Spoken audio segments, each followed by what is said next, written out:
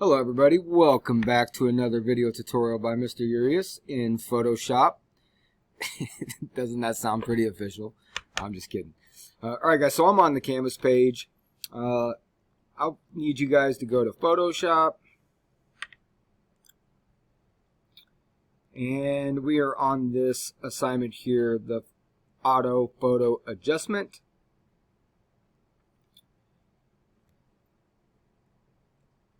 Okay, learning targets, success criteria, there they are. Read through that. I'm not going to cover that in the video, but I am going to cover the picture that I need. All right, so what I need you guys to do is right click on this, save this image as,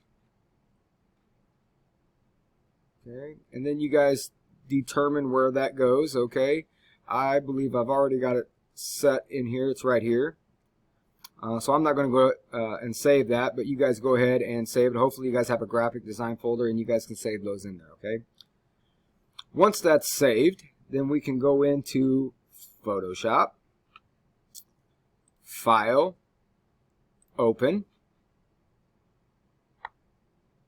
and here is the image that we need. Go ahead and double click. Let Photoshop do its magic. It should bring it into a workspace, and here we are. Okay, so this assignment, guys, is really short and sweet. I won't take much time. This project is simply illustrating and showing you guys the autocorrect adjustments that are already built into Photoshop. For those of you guys that like photography, that like to work with imagery, this is the best way to get the most out of your photos with just a click of a button. Okay. But before we do that, the idea is to get you guys reacquainted with layers, okay? So again, if you guys have not already done so, up here, make sure you're working on Essentials, reset Essentials, and that way you should look very similar to what I have here. Mine are just collapsed. I like having more real estate, so I have it collapsed so that way I can see what I'm doing, okay? So anyways, in Layers, again, you always start with the background layer and you never want to be working on that background layer, okay? So what I would like you guys to do here is create a new layer, and that layer, we're going to call that Auto Tone, okay? Enter, and now we have that adjustment, okay? And up here, we have our image. And this is where we can find our different like auto adjustments, things that can be done. You can see it actually is called adjustments, and you can see all of the different types of adjustments. We're going to cover a few that I feel that are most important for you guys to understand on how Photoshop works and how to get the best quality of your picture. Okay, so that very first one, we called it Auto Tone. All right, it matches up. So let's go ahead and click on Auto Tone.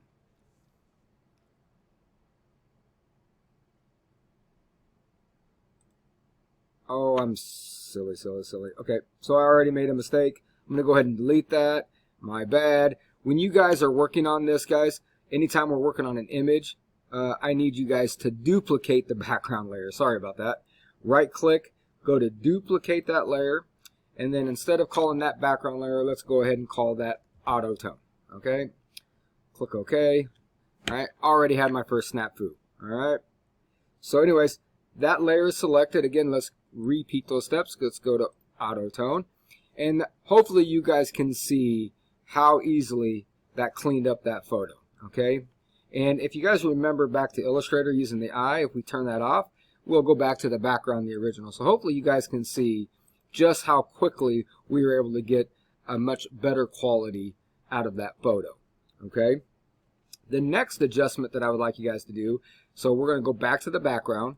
We're going to right click, we're going to duplicate that layer, and we're going to call that Auto Contrast. Okay, I'm going to click OK. And here we have Auto Contrast. It did not put it up, so I'm just going to move it on top of Auto Tone. Okay, so now we can see that it is a duplicate of the background layer. Okay, and I turn that off. We see the Auto Tone because it is next in line, right?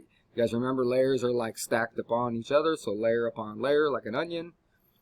Okay, so on contrast, you guessed it, image, contrast, and you can see that there's some shortcuts, and here you can see what auto contrast has done. So if I go down here and I turn off this auto tone layer, and then I just click this button, I can see the difference that it's created. Okay, so I'm going to go ahead and turn that off, and then we'll do this number, and then we'll kind of go back and forth. Okay, here it is. This is auto tone and auto contrast. I don't know if you guys can tell, but I can tell, and I think that auto tone in this particular example is definitely a better image. I turn that off. It's more crisp. I like that the reds are not exaggerated, and there you go. And that's kind of creates like a hue, right? So anyways, what I want you guys to understand is not everyone is going to improve it necessarily, okay? This is just plug and play, okay? So now let's go ahead and we're going to turn everything back on, go back to my background layer, and then last but not least, I'm going to right click, I'm going to duplicate that layer, and I want it to be called Auto Color. There we go. Let's go ahead and put that back on top. Okay, and I'm going to go ahead and turn these two off so I can see what it looks like back and forth, right? And so, you guessed it, image, auto color, kind of go back and forth. Yep, that's the difference between there. I definitely like auto color better than I like auto contrast. You can see the difference there, okay? But is it better than auto tone? Let's go look. So this is auto color. Okay, I don't know if you guys can see that, but I just really prefer auto tone. Okay, I really do. So what I'm going to do is I'm just going to go ahead and put that up to the top. And voila. All right, that's a real quick, easy way to make some adjustments using the auto tone, auto contrast, and auto color. For those of you guys that really geek out over shortcuts, here they are. Okay. Last but not least is, let's go ahead and do a file, a save as. Make sure you guys save that in the appropriate location.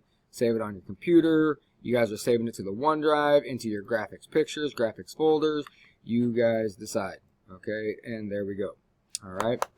And then what I'm doing here, guys, is I'm showing you the next step for submission, guys, is I like the way PDFs come in because I don't necessarily have to have Photoshop open and bring it into Photoshop. I can see the changes there. It just kind of makes my life a little bit easier.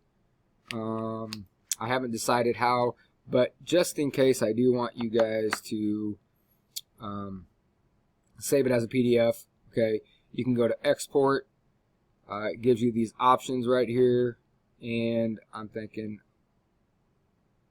oh, it is dark now. I guess suppose we got to do export as, so you can do a save as and just hit the drop down. I think it'll still give us the same options there. Okay, took some time. Here it comes out. Hit the drop down and actually does not give us. All right, so as you can see, we are all in pictures. So maybe I just need you guys to have it submitted as a PDF. All right. So anyways, if I want it as a PDF, guys, probably the best way to do that would be to go to Save As, hit on your computer. Just like in Illustrator, you just hit that drop down and you choose PDF. You can see it right there, PDF. All right. But make sure you save it as a Photoshop file before you do that. Okay. That's it, guys. Easy peasy. Peace out.